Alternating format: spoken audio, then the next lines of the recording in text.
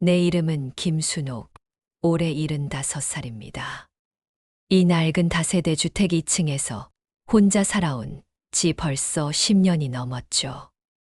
남편이 세상을 떠난 후 아들은 멀리 부산에서 가정을 꾸리고 살고 있어요.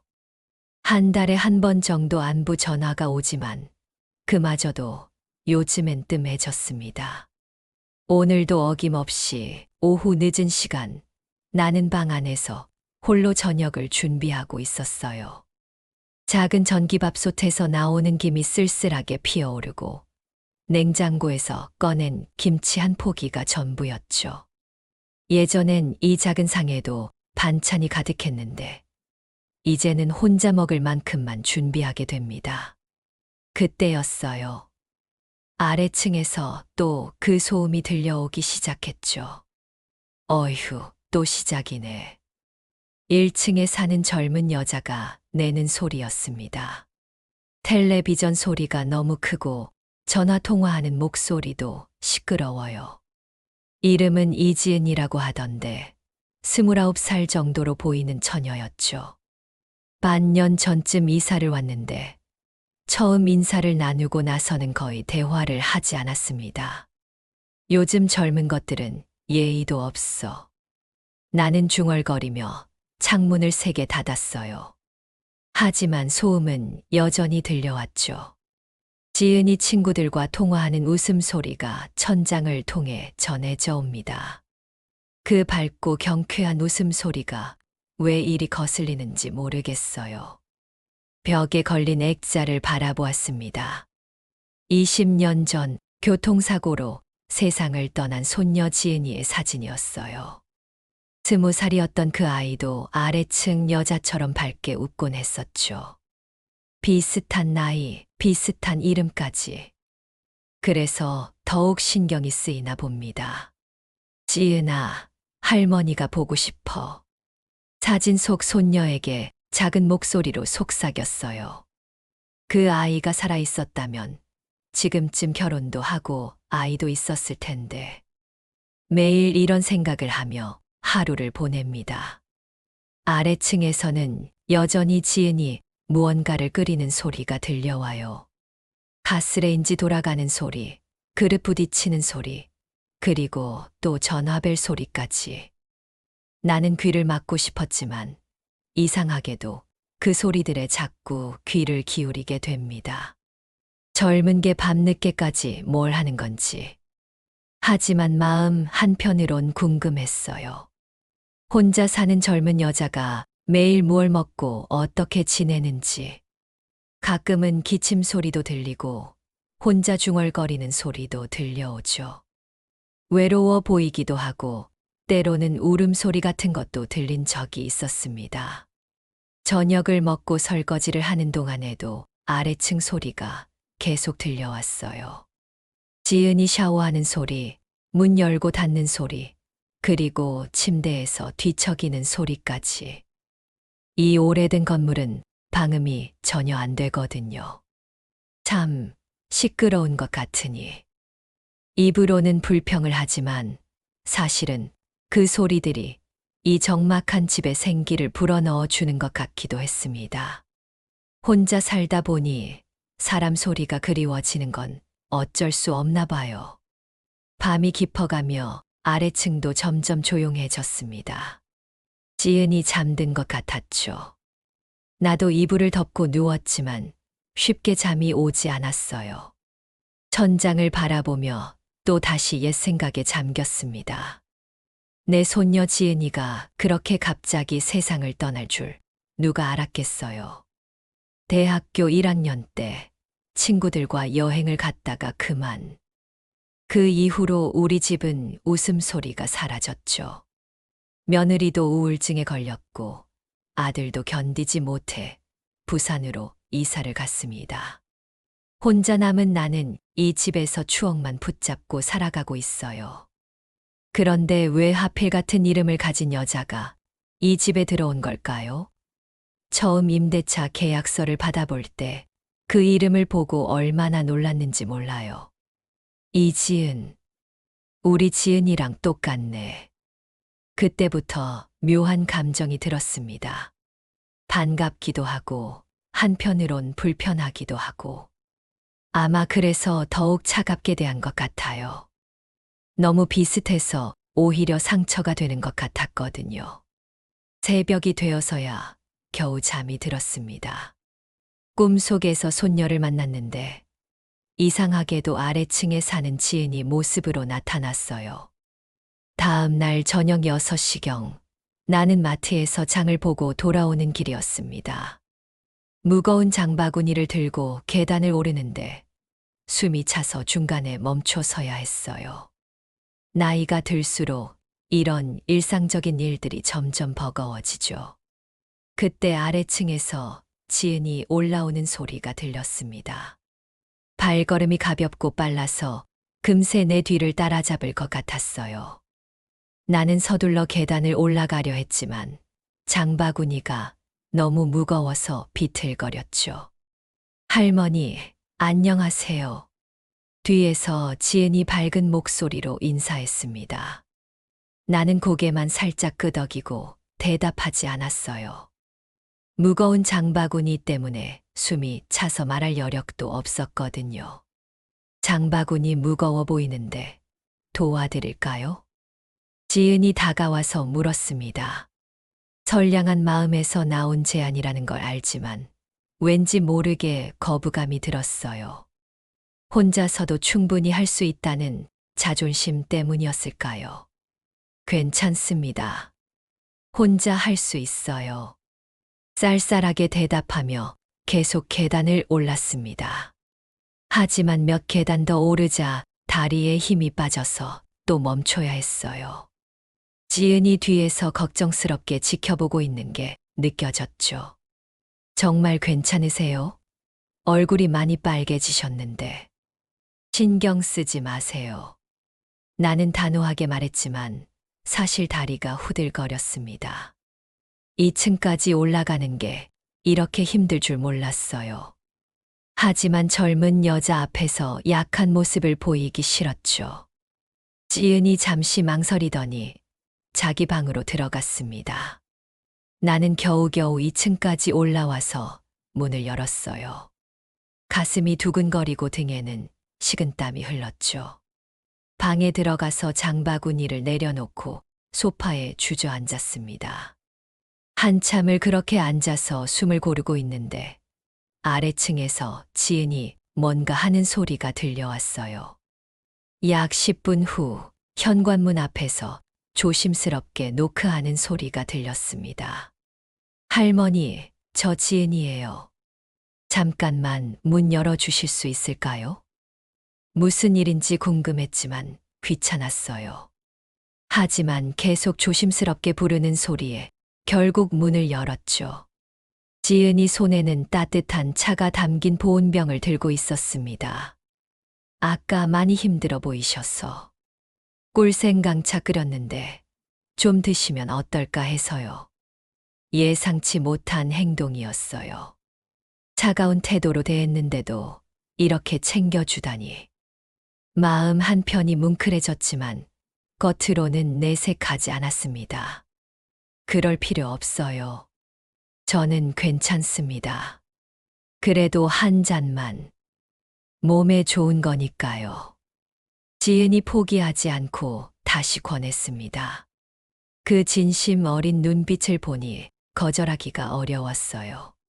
결국 보온병을 받아들였죠. 고맙긴 한데 다음부턴 이러지 마세요. 네, 알겠습니다. 그럼 들어가 볼게요. 지은이 아쉬운 표정으로 고개를 숙이고 돌아갔습니다. 그 뒷모습이 왠지 쓸쓸해 보였어요. 문을 닫고 나서 꿀생강차를 한 모금 마셨는데 정말 달콤하고 따뜻했습니다. 그날 밤 나는 침대에 누워 오늘 일을 생각해 봤어요. 지은이 왜 나를 챙겨주려 하는 걸까요? 단순한 인정머리일까? 아니면 다른 이유가 있는 걸까? 궁금했지만 깊이 생각하고 싶지 않았습니다. 며칠 후에도 비슷한 일들이 반복됐어요. 지은이 계단에서 만나면 항상 밝게 인사했고, 가끔은 오늘 날씨 좋네요. 감기 조심하세요. 같은 안부 인사도 건넸죠. 하지만 나는 여전히 냉담하게 대답했습니다. 안녕하세요, 할머니. 오늘 비 온다던데 우산 챙기세요. 알아서 해요. 혹시 필요한 거 있으면 언제든 말씀하세요. 괜찮아요. 이런 식의 대화가 계속됐어요. 지은이 다가오려 할 때마다 나는 벽을 쌓았죠. 왜 그랬을까요? 아마 내 마음 어딘가에서 경계하고 있었던 것 같아요. 너무 가까워지면 또 상처받을 것 같았거든요. 어느 날 저녁 계단에서 또 만났는데 지은이 표정이 평소와 달라 보였습니다. 뭔가 걱정거리가 있는 것 같았어요. 인사도 힘없이 하고 발걸음도 무거워 보였죠. 안녕하세요. 하지만 나는 여전히 관심 없다는 듯이 지나쳤습니다. 그런데 지은이 뒤돌아서는 목소리가 들렸어요. 할머니, 가족이 보고 싶을 때는 어떻게 하세요? 갑작스러운 질문에 발걸음이 멈춰졌습니다. 돌아보니 지은이 눈에 눈물이 글썽이고 있었어요. 그런 건 시간이 해결해 줘요. 나는 짧게 대답하고 올라갔지만 마음 한구석이 무거웠습니다. 지은도 나처럼 외로워하고 있다는 생각이 들었거든요. 그날 밤 아래층에서는 평소보다 조용했습니다. 텔레비전 소리도 없고 전화 통화 소리도 들리지 않았어요. 대신 가끔 훌쩍이는 소리가 들려왔죠. 지은이 울고 있는 것 같았습니다. 나는 이불을 더 깊숙이 덮었어요. 남의 일에 관여하고 싶지 않았거든요. 하지만 그 작은 울음소리가 계속 귀에 맴돌았습니다. 밤 11시가 넘어서야 아래층이 조용해졌습니다. 하지만 나는 잠들 수 없었어요. 지은이 울음소리가 자꾸 생각났거든요. 가족이 보고 싶다던 그 말도. 혹시 지은도 나처럼 혼자인 걸까요?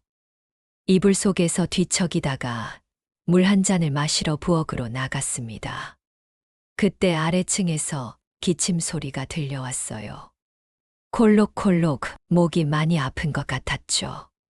한 번, 두 번이 아니라 계속해서 기침을 하고 있었습니다. 감기에 걸렸나? 걱정이 되었지만 내색하지 않으려 했어요. 하지만 기침 소리가 점점 심해지는 것 같았죠. 가끔 숨 넘어가는 소리도 들렸습니다. 찬장에서 감기약을 찾아봤어요. 며칠 전에 사둔 게 있었는데 한 통은 아직 뜯지도 않았죠. 잠시 망설이다가 다시 찬장에 넣었습니다. 괜한 참견은 하지 말자고 생각했거든요. 하지만 기침 소리는 새벽 2시까지도 계속됐어요. 이제는 정말 걱정이 되기 시작했죠. 혹시 혼자서 아프면 어쩌나. 젊은 여자가 밤늦게 병원에 갈 수도 없을 테고. 결국 잠옷 위에 가디건을 걸치고 아래층으로 내려갔습니다. 지은이 방 앞에서 한참을 망설였어요. 노크를 해야 할까 말까. 이런 시간에 찾아가는 게 이상할까. 톡톡톡 조심스럽게 문을 두드렸습니다. 누구세요? 안에서 지은이 약한 목소리가 들려왔어요. 감기에 걸린 게 분명했죠. 저 위층 사는 김순옥입니다. 문이 천천히 열렸어요. 지은이 얼굴이 빨갛고 눈도 퉁퉁 부어 있었죠. 감기약을 든 내 손을 보고 놀란 표정을 지었습니다. 할머니, 왜 이런 밤에? 기침 소리가 너무 들려서요. 감기 걸린 것 같던데 이거라도 드세요. 감기약을 내밀었습니다. 지은이 감동한 표정으로 받아들였어요. 정말 고맙습니다. 어제부터 목이 아프더니 오늘 열까지 났어요. 병원은 갔어요? 내일 가려고 했는데 밤에 너무 아파서 잠을 못 자겠더라고요. 지은이 목소리가 잠겨서 말하기도 힘들어 보였습니다. 마음이 안쓰러웠지만 너무 오래 있으면 안 될 것 같았어요. 약 먹고 푹 쉬세요. 내일 병원 꼭 가고요. 네, 정말 감사해요. 할머니도 감기 옮을까봐 걱정인데 젊은 사람보다 낫죠. 빨리 들어가 자요. 그렇게 말하고 올라왔는데 왠지 마음이 뜨뜻했습니다. 오랜만에 누군가를 돌봐주는 기분이었거든요. 아래층도 조금씩 조용해지더니 기침 소리도 멈췄어요. 다음 날 오후 밖에서 돌아오는데 지은이 약국에서 나오는 모습을 봤습니다. 얼굴이 많이 좋아져 보였어요. 저녁에 계단에서 만났을 때 지은이 먼저 말을 걸었죠.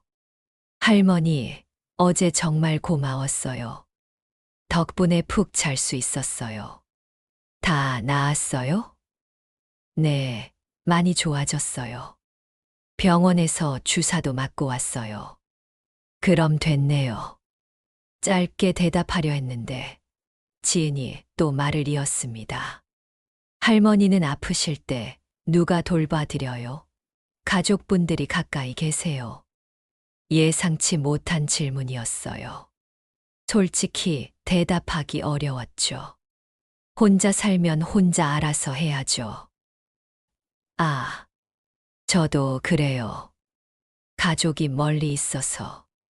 지은이 표정이 다시 어두워졌습니다. 며칠 전 울던 모습이 떠올랐어요. 부모님이 계세요? 아니요. 어릴 때 돌아가셨어요. 그럼 형제자매는? 없어요. 혼자예요. 짧은 대화였지만 지은이 상황을 알 수 있었습니다. 나와 비슷하게 혼자 사는 거였어요. 왠지 동질감이 느껴졌죠. 그렇군요. 할머니도 혼자 사세요? 아들이 있긴 한데 멀리 살아요. 외로우시겠어요. 익숙해졌어요. 그날 밤 나는 지은에 대해 생각해 봤습니다. 고아였다니. 어쩐지 가끔 쓸쓸해 보이더라니. 나이는 어리지만 혼자 살아가는 게 쉽지 않을 텐데. 그래도 밝게 지내려고 노력하는 것 같았어요. 아래층에서는 평소처럼 생활 소리가 들려왔습니다.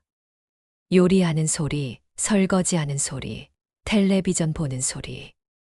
하지만 이제는 그 소리들이 거슬리지 않았어요. 오히려 친근하게 느껴졌죠. 지은이 전화 통화하는 소리도 들렸습니다. 응, 나 괜찮아. 위층 할머니가 약도 주시고. 응응, 정말 친절하셔. 나에 대해 이야기하고 있는 것 같았어요. 친절하다고 했는데 사실 나는 그렇게 친절하지 않았거든요.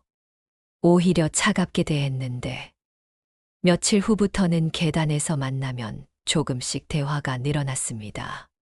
할머니, 오늘 날씨 정말 좋네요. 그러게요. 빨래하기 좋은 날이에요. 혹시 무거운 것 들고 올라오시면 언제든 말씀하세요. 고마워요. 할머니는 어떤 음식 좋아하세요? 별로 가리는 거 없어요. 작은 대화들이었지만 예전보다는 훨씬 자연스러웠어요.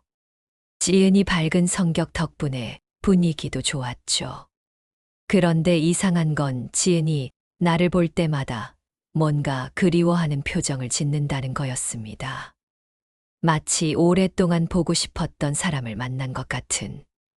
왜 그런 표정을 짓는지 궁금했지만 직접 묻지는 못했어요.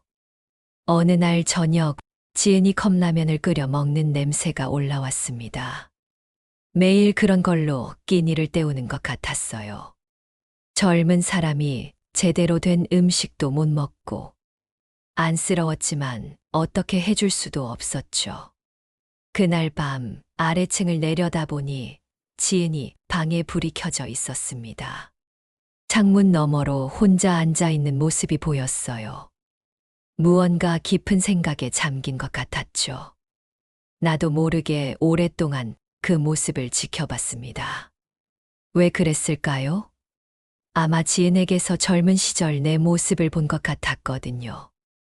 혼자서도 씩씩하게 살아가려는 모습이. 그로부터 며칠이 지났을 때였습니다. 새벽 2시경 잠에서 깨어났는데 뭔가 이상했어요. 집 전체가 미세하게 흔들리는 것 같았거든요. 처음엔 꿈인 줄 알았는데 계속해서 그런 느낌이 들었죠. 벽에서 작은 소리가 났습니다. 드득드득 마치 나무가 갈라지는 것 같은 소리였어요. 이 집이 워낙 오래되긴 했지만 이런 소리는 처음 들어봤죠. 뭐지? 일어나서 벽을 살펴봤습니다. 어둠 속에서도 희미하게 금이 간 것 같은 선이 보였어요. 손으로 만져보니 정말로 벽에 작은 균열이 생겨 있었죠.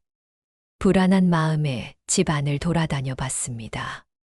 부엌 벽에도 비슷한 금이 가 있었고, 천장에서는 작은 석고 가루가 떨어지고 있었어요. 이상했습니다. 어제까지만 해도 이런 게 없었는데, 아래층에서도 뭔가 소리가 들려왔어요. 지은이 일어나서 돌아다니는 발소리였죠.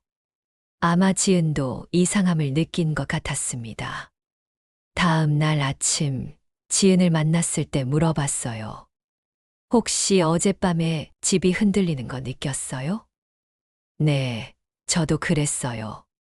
그리고 벽에서 이상한 소리도 났어요. 우리 집만 그런 게 아니었네요. 할머니 집에도 그런 일이 있었어요. 그럼 이 건물에 문제가 있는 건 아닐까요? 지은이 걱정스러운 표정으로 말했습니다. 나도 같은 생각이었어요. 이 건물이 지어진 지 벌써 40년도 넘었거든요. 집주인한테 연락해 봐야겠네요. 네, 저도 그렇게 생각해요. 하지만 집주인은 해외여행 중이라며 한 달 후에나 돌아온다고 했습니다. 당장 어떻게 할 도리가 없었죠. 그날 밤에도 같은 일이 반복됐어요. 새벽 1시쯤부터 집이 미세하게 흔들리기 시작했고, 벽에서는 더 큰 소리가 났습니다. 드드득 끼익, 마치 건물 전체가 비명을 지르는 것 같았어요.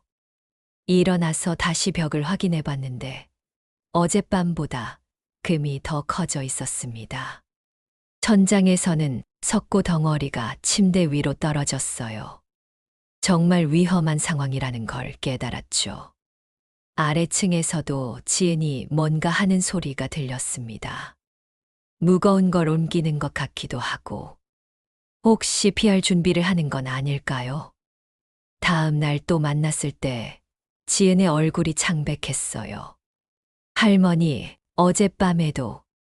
응, 나도 그랬어요. 점점 심해지는 것 같아요. 제 방 벽에 큰 금이 갔어요. 그리고 화장실 타일도 몇 개 떨어졌어요. 우리 집도 마찬가지예요. 이거 정말 위험한 것 같은데. 지은이 한참 생각하더니 말했습니다. 할머니, 혹시 다른 곳에 피할 곳 있으세요? 글쎄요. 아들이 부산에 있긴 한데, 저는 마땅한 곳이 없어요. 모텔이라도 가야 하나. 젊은 여자가 혼자 모텔에 가는 것도 안전하지 못할 것 같았어요. 하지만 이 집에 있는 것도 위험해 보였죠. 좀 더 지켜본 다음에 결정해요.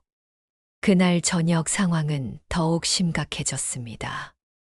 8시경부터 건물 전체가 눈에 띄게 흔들리기 시작했어요. 그릇들이 식탁에서 떨어지고 액자가 벽에서 미끄러졌죠. 급하게 중요한 물건들을 가방에 넣기 시작했습니다. 통장, 도장, 옷 몇 벌. 그리고 손녀 사진도 챙겼어요. 혹시 모르니까요. 아래층에서는 지은이 짐을 싸는 소리가 들려왔습니다. 서랍 열고 닫는 소리, 옷장 문 여는 소리. 지은도 같은 생각인 것 같았어요.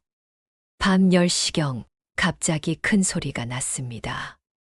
꽈당, 뭔가 무거운 게 떨어지는 소리였어요. 아래층에서 지은이 소리쳤습니다.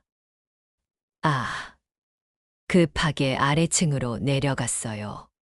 지은아, 괜찮아요? 할머니, 책장이 넘어졌어요.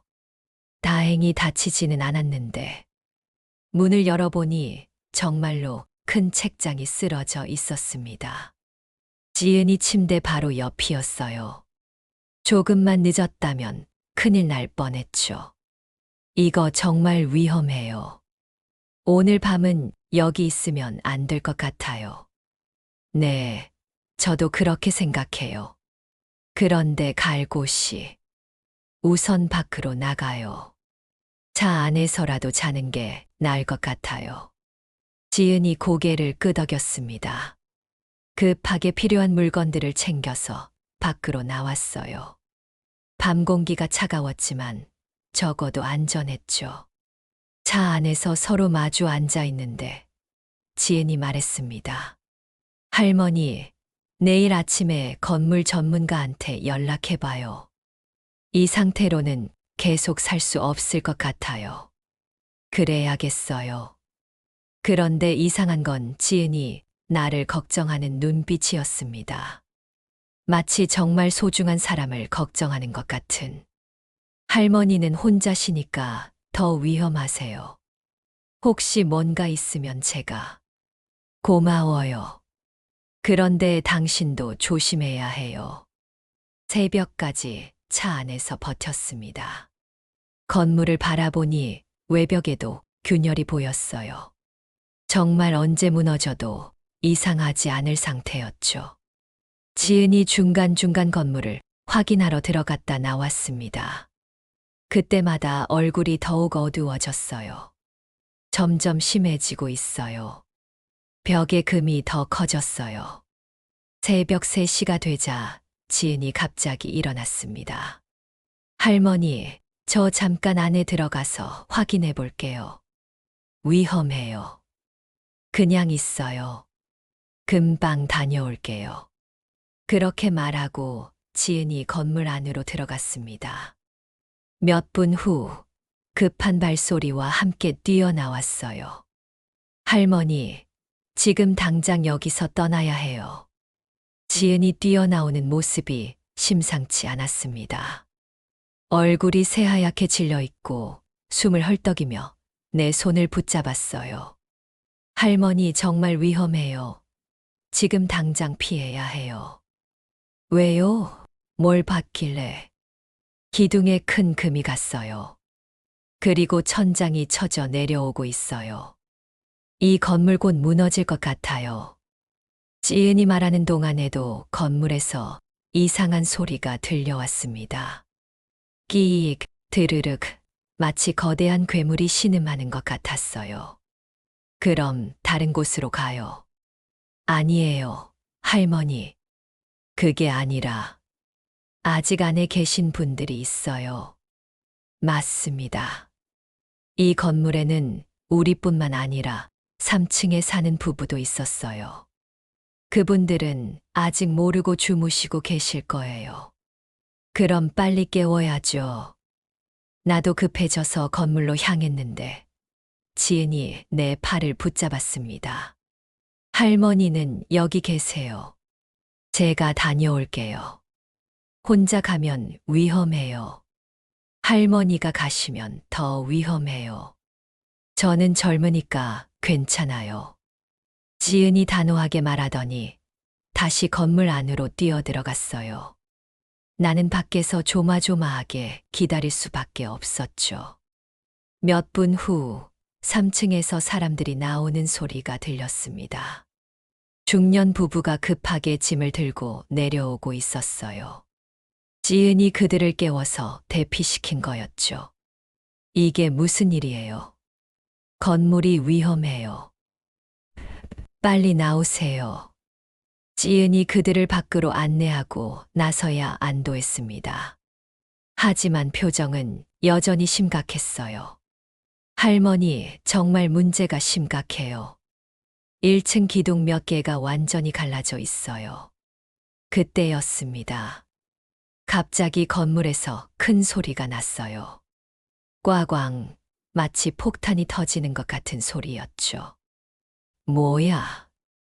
우리 모두 건물을 바라봤습니다. 외벽 일부가 떨어져 나가고 있었어요. 정말 위험한 상황이었죠. 모두 더 멀리 떨어져요. 지은이 소리쳤습니다. 우리는 급하게 도로 건너편으로 피했어요. 그런데 지은이 갑자기 뭔가 생각난 듯 말했습니다. 할머니, 혹시 중요한 물건 빼먹은 거 없으세요?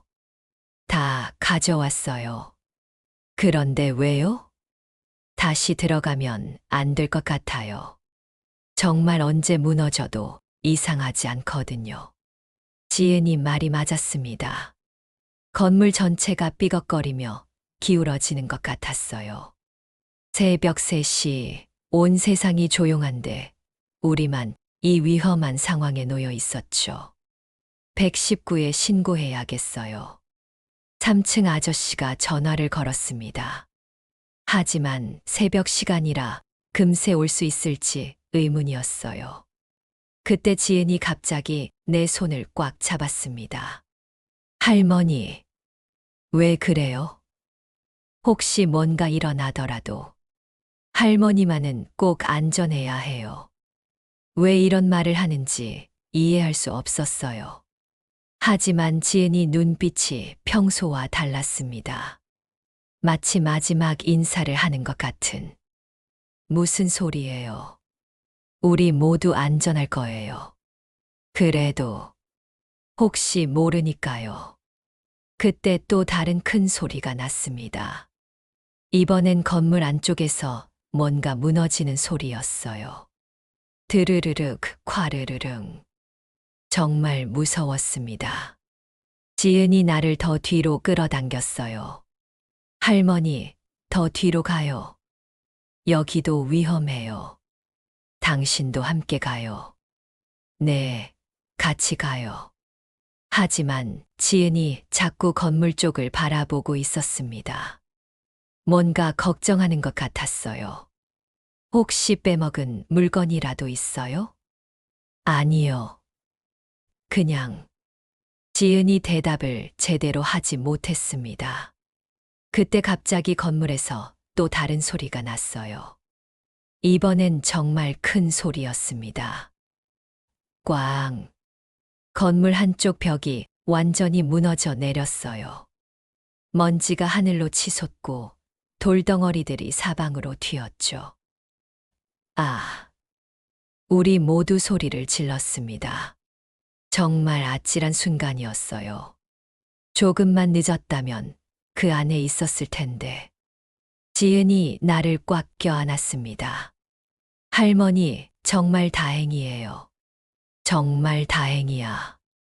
그 순간 지은이 목소리에서 흐느끼는 소리가 들렸어요. 왜 이렇게까지 걱정하는 걸까요? 우리는 그냥 이웃사촌일 뿐인데. 지은아, 괜찮아요. 우리 모두 무사해요. 네, 정말 다행이에요. 119 구급차와 소방차가 도착했습니다. 소방관들이 건물을 확인하더니 완전히 출입을 금지시켰어요. 이 건물은 당분간 들어가시면 안 됩니다. 언제 완전히 붕괴될지 모르거든요. 예상했던 일이었지만 실제로 들으니 막막했습니다. 이제 어디서 살아야 할까요? 지은이 소방관에게 물었습니다. 혹시 언제쯤 안전해질까요? 글쎄요. 전문가가 와봐야 알겠지만 아마 재건축해야 할 것 같습니다. 재건축이라니. 그럼 몇 년은 걸릴 텐데요. 새벽 5시가 되어서야 상황이 정리됐습니다. 임시로 근처 공민관에서 하룻밤 묵을 수 있다고 했어요.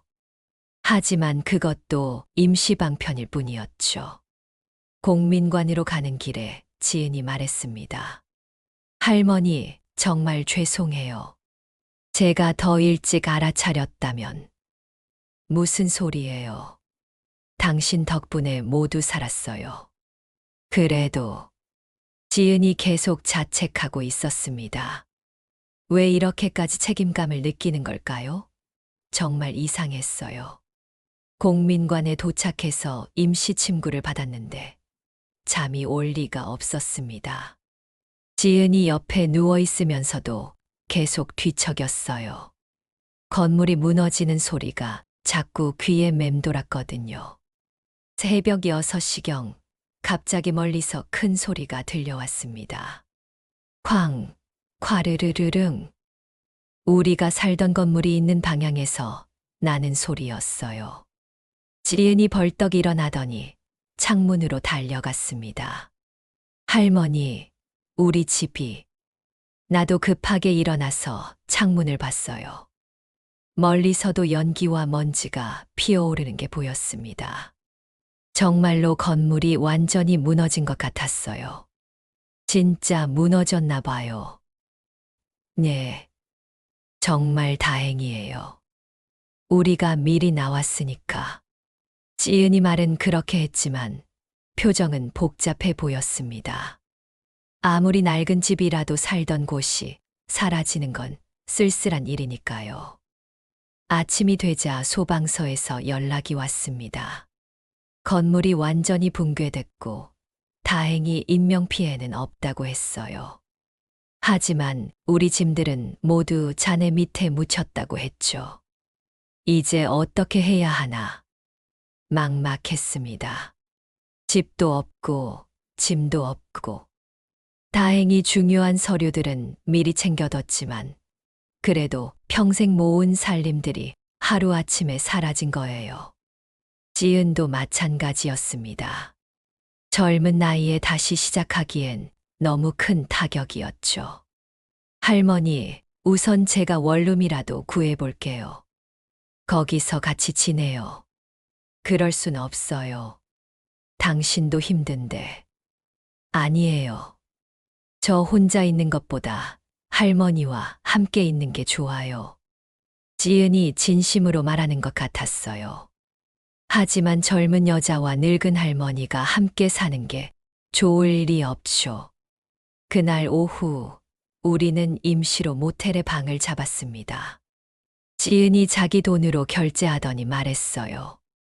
할머니, 여기서 며칠 지내면서 앞으로 계획을 세워봐요. 고마워요. 나중에 꼭 갚을게요. 그런 건 신경 쓰지 마세요. 모텔 방은 좁았지만 깨끗했습니다. 침대에 2개가 나란히 놓여 있었어요.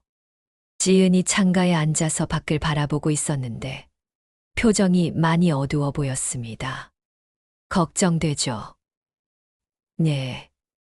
사실 저축한 돈이 많지 않아서요. 보증금 내고 이사하려면. 나도 마찬가지예요. 연금으로는 턱없이 부족하고. 서로 한숨을 쉬었습니다. 이런 상황에서 무슨 말을 해야 할지 몰랐어요. 저녁 때 지은이 컵라면을 사왔습니다. 할머니, 이거라도 드세요. 고마워요. 그런데 당신은? 저도 같이 먹어요. 좁은 테이블에서 컵라면을 나눠 먹었습니다. 별로 맛있지는 않았지만 함께 먹으니 그럭저럭 괜찮았어요. 지은아, 가족한테 연락해봤어요? 가족이 없다고 했잖아요. 아, 맞다. 미안해요. 괜찮아요. 할머니는 아드님한테 연락해보세요. 연락은 했는데 당장 올 수는 없대요. 사실 아들한테 전화했을 때 반응이 시원찮았어요. 임시로 거기서 지내시다가 집 구하면 연락하세요 라고 했죠. 나이 든 부모보다는 자기 가정이 우선인 게 당연하지만 그래도 서운했습니다. 밤이 되자 지은이 침대에 누워서 천장을 바라보고 있었어요. 할머니, 응. 혹시 무서우세요? 이렇게 갑자기 모든 게 바뀌어서. 조금. 당신은? 네, 저도 무서워요. 어디서 살아야 할지, 앞으로 어떻게 해야 할지. 어둠 속에서 지은이 작은 목소리로 말했습니다. 젊은 나이에도 불안한 건 마찬가지였어요. 그래도 우리가 함께 있잖아요. 네.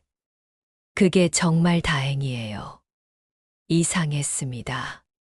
며칠 전까지만 해도 거의 남처럼 지냈는데, 이런 위기 상황에서 서로에게 의지하게 되다니. 다음 날 아침, 지은이 일찍 일어나서 부동산에 전화를 걸고 있었어요. 네, 원룸 하나 알아보고 있는데요. 보증금은 얼마나 되나요? 한참 통화를 하더니 실망한 표정으로 전화를 끊었습니다. 어떻게 됐어요? 보증금이 너무 비싸요. 제가 가진 돈으론 턱없이 부족해요. 나도 마찬가지예요.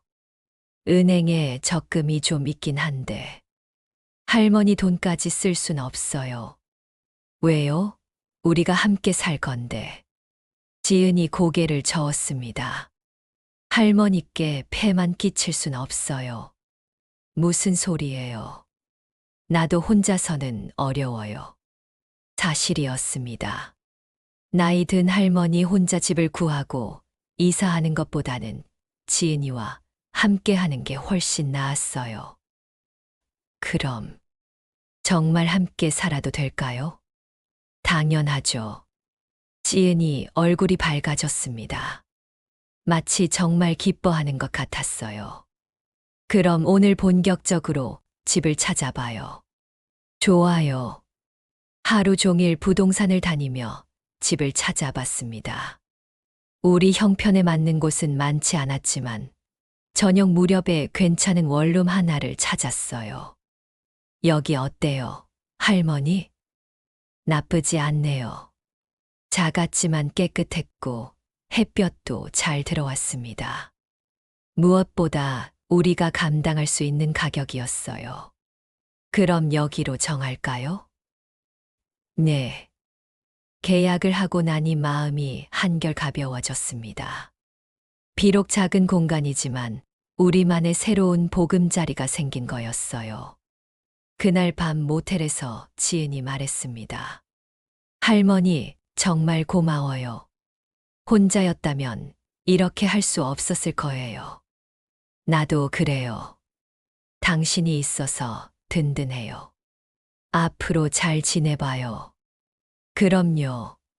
그런데 지은이 목소리에서 뭔가 감격한 듯한 떨림이 느껴졌어요. 단순히 함께 살게 된 것 이상의 의미가 있는 것 같았죠. 새로운 원룸으로 이사한 지 일주일이 지났습니다. 작은 공간이지만 지은이와 함께 살아가는 일상이 생각보다 편안했어요. 지은이 요리를 잘해서 매일 맛있는 음식을 해주었고 나는 청소와 빨래를 맡았죠. 어느 날 저녁 지은이 평소보다 조용했습니다. 저녁을 먹으면서도 계속 뭔가 생각에 잠겨 있었어요. 지은아, 무슨 일 있어요? 아니에요. 그냥 뭔가 걱정거리가 있는 것 같은데요. 지은이 젓가락을 내려놓고 나를 바라봤습니다. 눈빛이 평소와 달랐어요. 마치 중요한 말을 하려는 것 같았죠. 할머니, 제가 할 말이 있어요.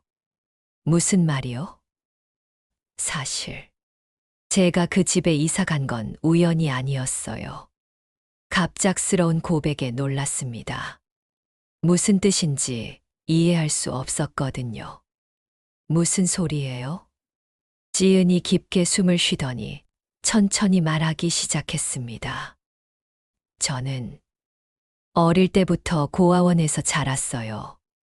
부모님에 대한 기억이 전혀 없어요. 그건 알고 있어요. 그런데 고아원에 있을 때 제 이름과 생년월일 말고는 아무것도 몰랐어요. 어떻게 고아원에 왔는지, 부모님이 누군지. 지은이 목소리가 점점 떨리기 시작했어요. 그러던 중에 몇 년 전에 우연히 오래된 신문 기사를 봤어요. 신문 기사. 네. 20년 전 교통사고 기사였는데 그 순간 심장이 쿵 내려앉는 것 같았습니다. 설마 그 기사에 김순옥 할머니의 손녀 이지은 20살이라고 나와 있었어요. 그게 뭔 소리예요?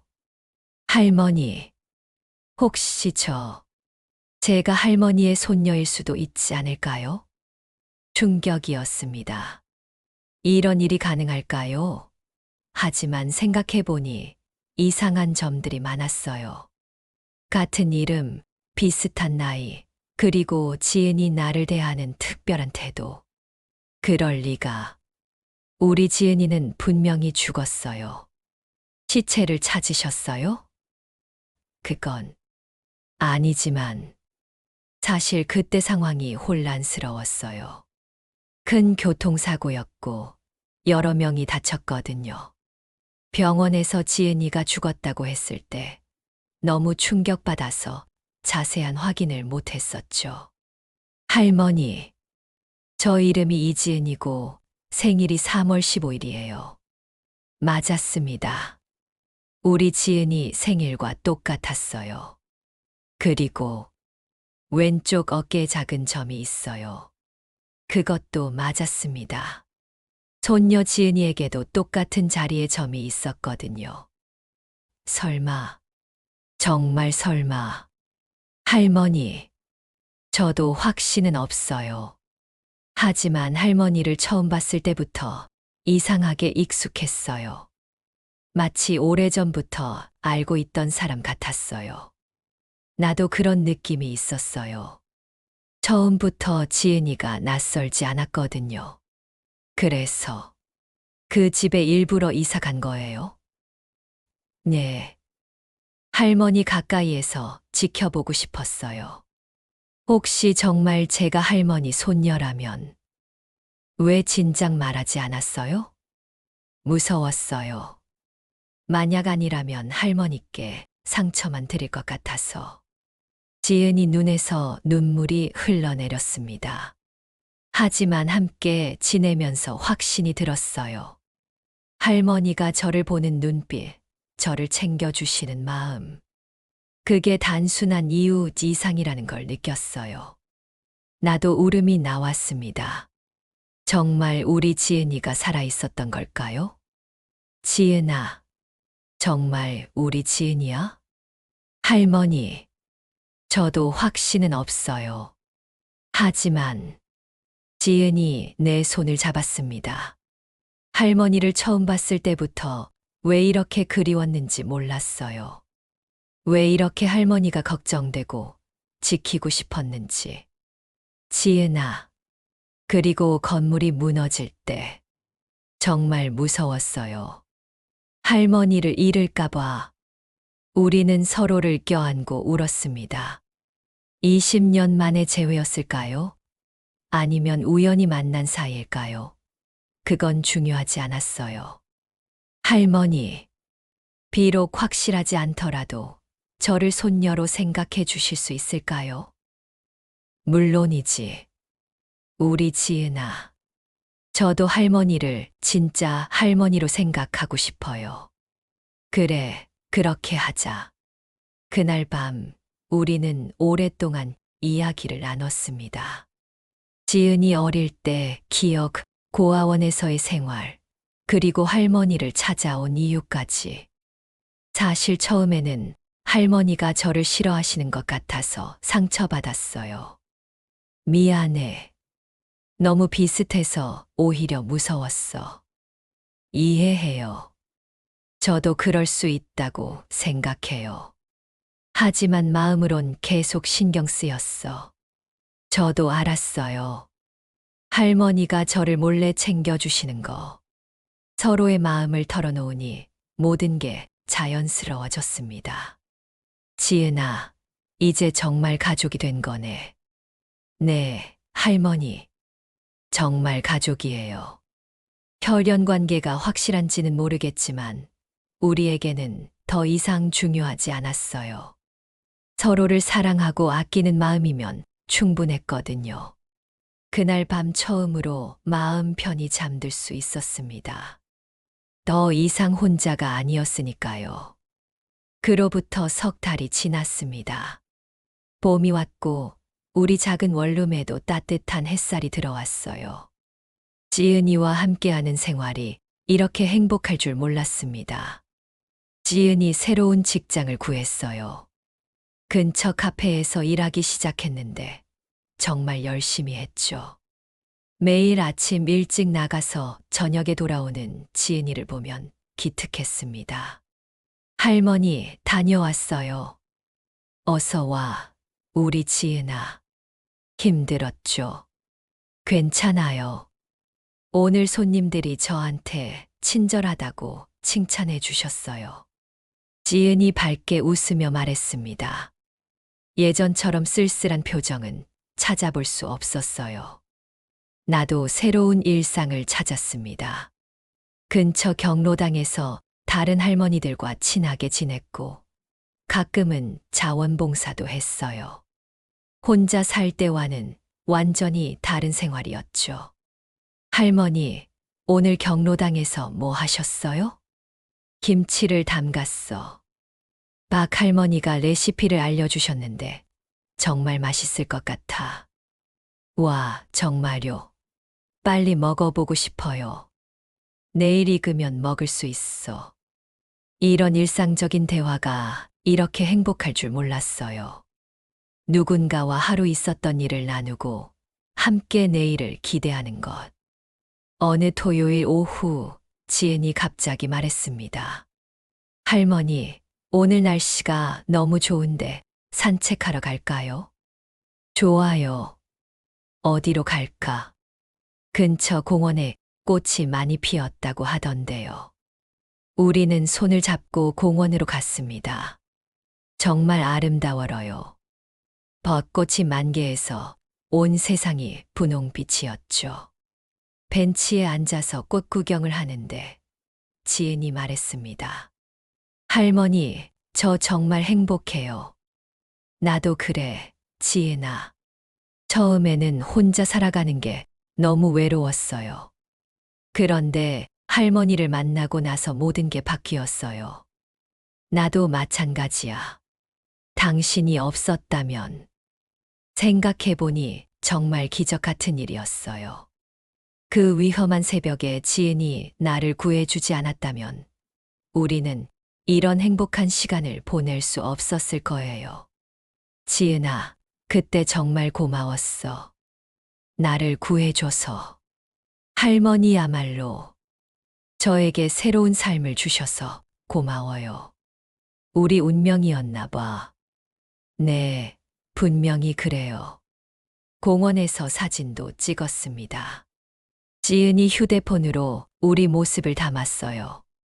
할머니와 손녀가 함께 찍은 첫 번째 사진이었죠.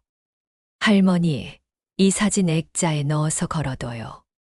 그래, 그렇게 하자. 집으로 돌아와서 저녁을 준비했습니다. 지은이 요리하는 모습을 보면서 생각했어요. 정말 우리 손녀 지은이와 똑같구나. 할머니, 뭘 그렇게 보세요? 그냥 예뻐서. 할머니도 예뻐요. 서로 웃으며 저녁을 먹었습니다.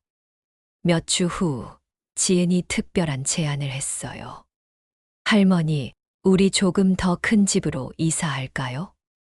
왜? 여기도 괜찮은데. 제가 돈을 좀 모았거든요. 그리고 할머니께서 화분 키우고 싶다고 하셨잖아요. 작은 마당이 있는 곳으로요. 정말 좋은 생각이었어요. 나는 예전부터 꽃을 키우고 싶었거든요. 그런 곳이 있을까? 네, 찾아봤는데 괜찮은 곳이 있어요. 다음 주말에 함께 집을 보러 갔습니다. 작은 투룸에 조그만 마당이 딸린 집이었어요. 우리 둘이 살기에는 충분했죠. 어때요, 할머니? 너무 좋아. 그럼 여기로 정할까요? 그래, 우리 둘의 새로운 보금자리로 하자. 이사를 하고 나서 마당에 꽃을 심었습니다. 장미, 라벤더, 그리고 작은 채소들까지. 지은이가 도와줘서 금세 예쁜 정원이 만들어졌어요. 할머니, 이거 보세요. 싹이 났어요. 정말이네, 벌써. 네, 할머니가 정성스럽게 키워서 그래요. 매일 아침 함께 물을 주고 저녁에는 마당에 앉아서 차를 마셨습니다. 이런 평범한 일상이 이렇게 소중할 줄 몰랐어요. 어느 날 지은이 말했습니다. 할머니, 우리 가족 사진 찍을까요? 가족 사진? 네, 진짜 가족 사진이요. 사진관에 가서 정식으로 가족 사진을 찍었습니다. 할머니와 손녀로 찍는 첫 번째 가족 사진이었어요. 사진을 받아보니 정말 행복해 보였습니다. 두 사람 모두 환하게 웃고 있었거든요. 할머니, 이제 정말 완전한 가족이 된 것 같아요. 그래, 우리 진짜 가족이야. 그 사진을 거실 가장 잘 보이는 곳에 걸어두었습니다. 지금은 1년이 지났어요. 마당에 꽃들이 무성하게 자랐고 우리 사이도 더욱 깊어졌습니다. 혈연 관계가 확실한지는 여전히 모르지만 그건 더 이상 중요하지 않아요.